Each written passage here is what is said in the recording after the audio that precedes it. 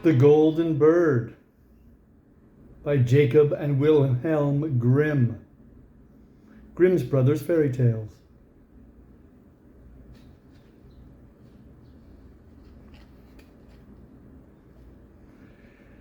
A certain king had a beautiful garden, and in the garden stood a tree which bore golden apples. These apples were always counted, and about the time when they had begun to grow ripe, it was found that every night one of them was gone. The king became very angry at this and ordered the gardener to keep watch all night under the tree. The gardener set his eldest son to watch. But about 12 o'clock he fell asleep, and in the morning another of the apples was missing. Then the second son was ordered to watch, and at midnight he too fell asleep. And in the morning another apple was gone. Then the third son offered to keep watch, but the gardener at first would not let him, for fear some harm would come to him. However, at last he consented, and the young man laid himself under the tree to watch. As the clock struck 12, he heard a rustling noise in the air, and a bird came flying that was of pure gold. And as it was snapping at one of the apples with its beak, the gardener's son jumped up and shot an arrow at it. But the arrow did the bird no harm, only it dropped a golden feather from its tail and then flew away. The golden feather was brought to the king in the morning, and all the council was called together. Everyone agreed that it was worth more than all the wealth of the kingdom. But the king said, "One feather is of no use to me. I must have the whole bird." Then the gardener's eldest son set out and thought to find the golden bird very easily. And when he had gone but a little way, he came to a wood, and by the side of the wood he saw a fox sitting. So he took his bow and made ready to shoot at it. Then the fox said, "Do not shoot me, for I will give you good counsel. I know what your business is, and that you want to find the golden bird.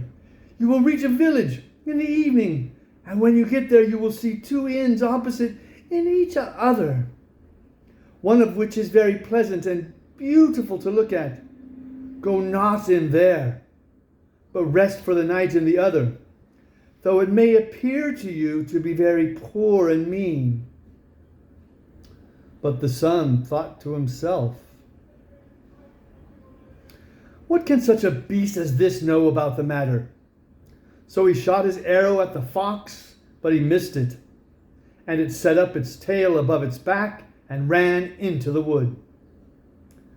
Then he went his way, and in the evening came to the village where the two inns were. And in one of these were people singing and dancing and feasting. But the other looked very dirty and poor. "I should be very silly," said he, "if I went to that shabby house and left this charming place." So he went into the smart house and ate and drank at his ease, and forgot the bird and his country too. Time passed on, and as the eldest son did not come back, and no tidings were heard of him, the second son set out, and the same thing happened to him. He met the fox, who gave him the good advice.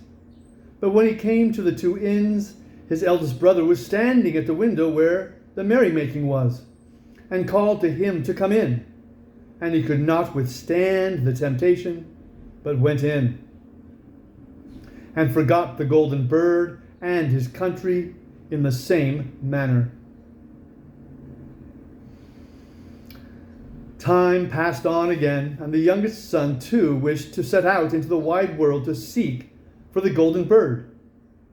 But his father would not listen to it for a long while, for he was very fond of his son, and was afraid that some ill luck might happen to him also, and prevent his coming back.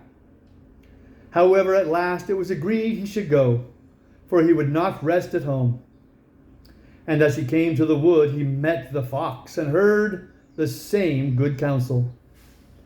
But he was thankful to the fox, and did not attempt his life as his brothers had done. So the fox said, "Sit upon my tail, and you will travel faster." So he sat down, and the fox began to run, and away they went over stock and stone, so quick that their hair whistled in the wind.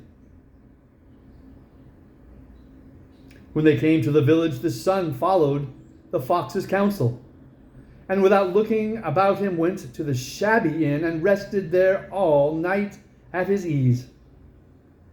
In the morning came the fox again, and met him as he was beginning his journey, and said, "Go straight forward till you come to a castle, before which lie a whole troop of soldiers fast asleep and snoring.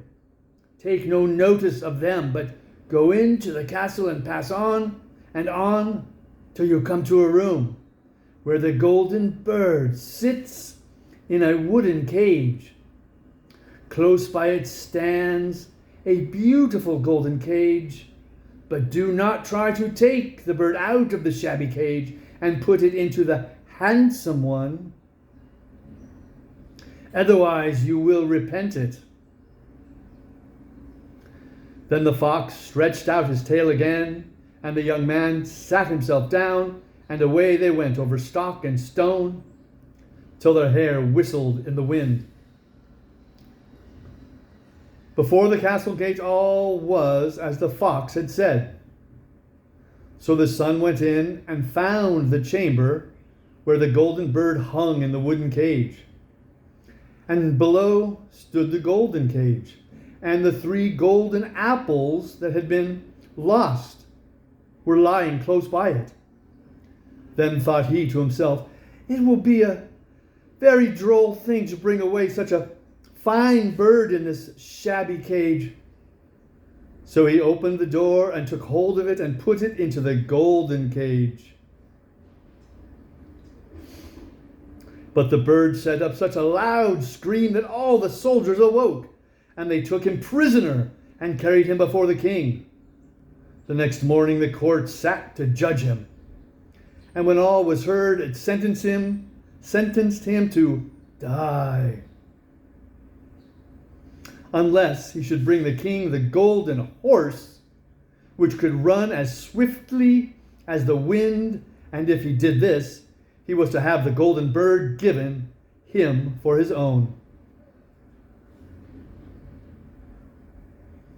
So he set out once more on his journey, sighing and in great despair, when on a sudden his friend the fox met him and said, "You see now what has happened on account of your not listening to my counsel. I will still, however, tell you how to find the golden horse, if you will do as I bid you. You must go straight on till you come to the castle where the horse stands in his stall, but by his side will lie the groom fast asleep and snoring. Take away the horse quietly, but be sure to put the old leathern saddle upon him, and not the golden one that is close by it." Then the son sat down on the fox's tail, and away they went over stock and stone till their hair whistled in the wind. All went right, and the groom lay snoring with his hand upon the golden saddle. But when the son looked at the horse, he thought it a great pity to put the leathern saddle upon it. "I will give him the good one," said he. "I am sure he deserves it." As he took up the golden saddle, the groom awoke and cried out so loud that all the guards ran in and took him prisoner. And in the morning he was again brought before the court to be judged, and was sentenced to die.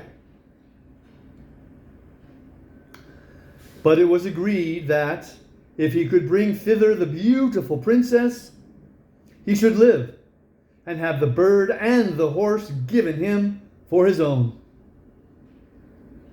Then he went his way very sorrowful. But the old fox came and said, "Why did you not listen to me? If you had, you would have carried away both the bird and the horse. Yet will I once more give you counsel.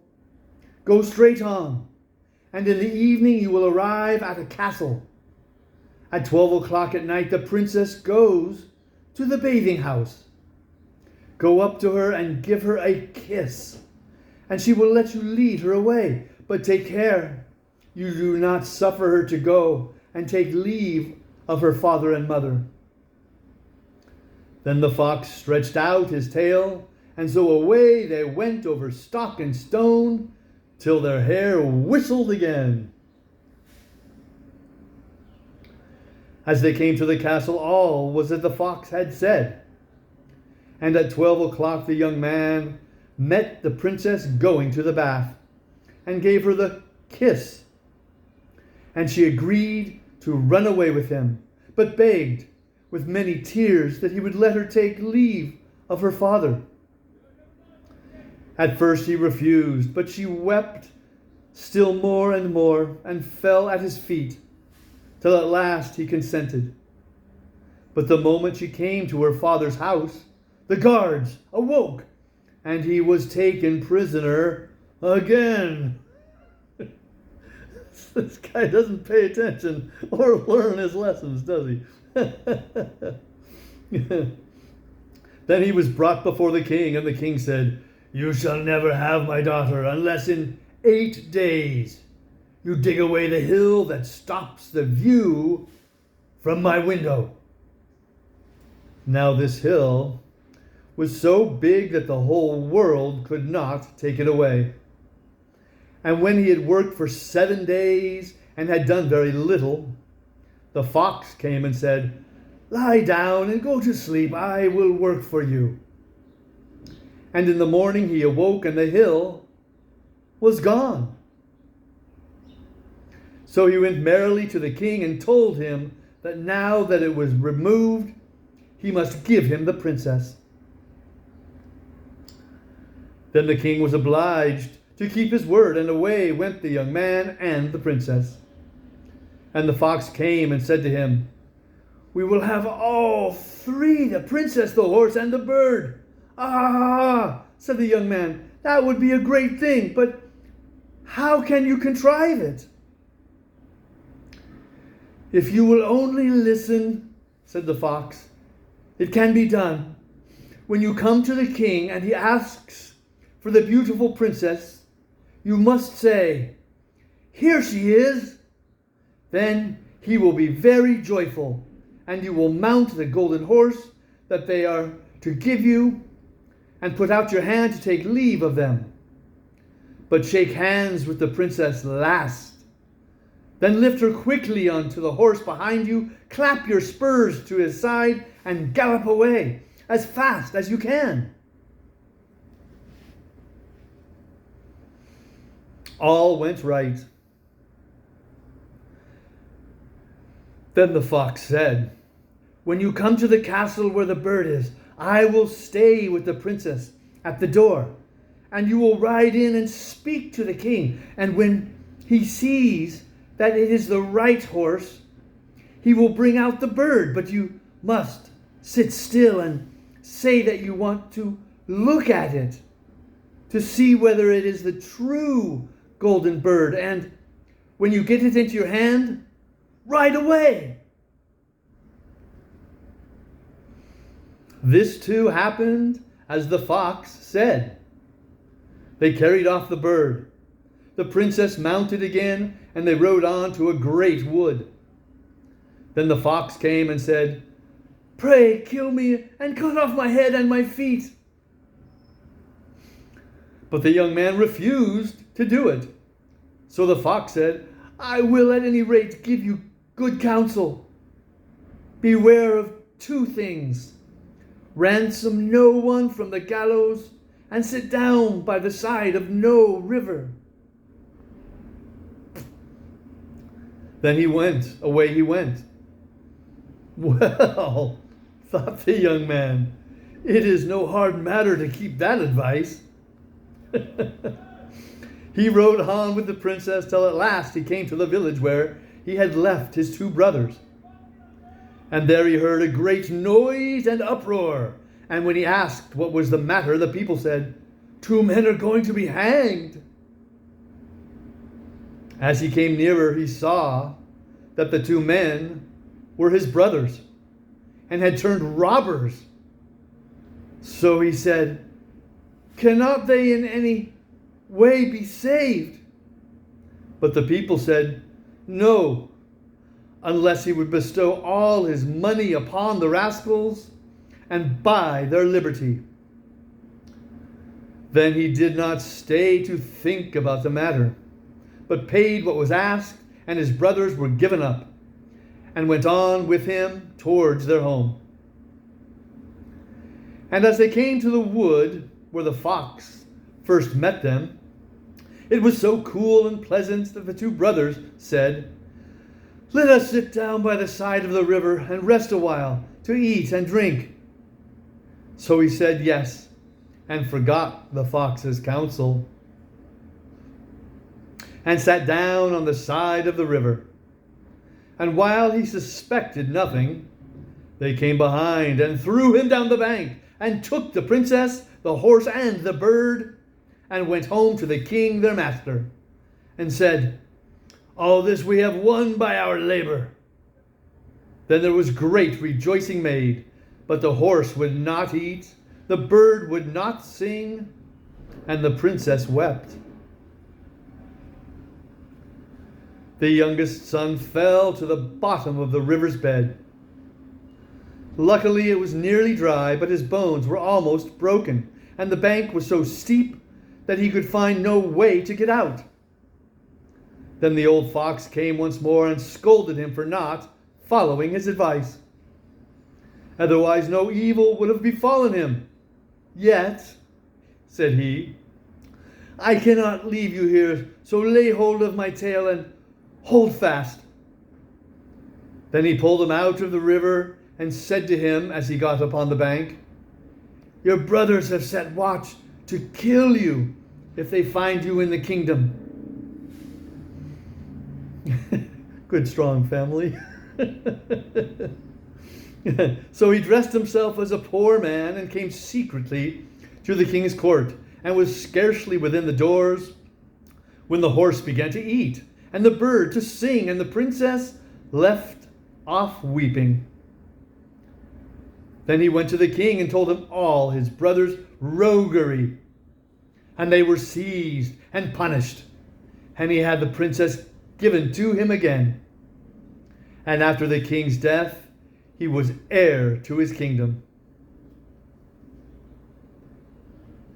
A long while after, he went to walk one day in the wood,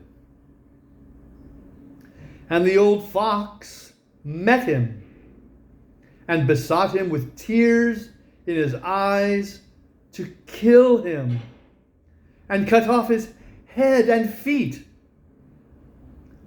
And at last he did so.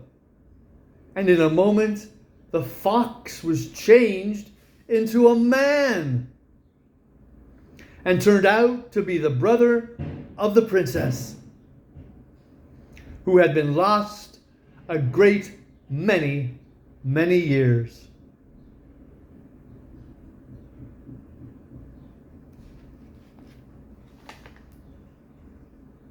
So that was the first Grimm's Brothers fairy tale that I have read, and I must admit, I think it was rather odd.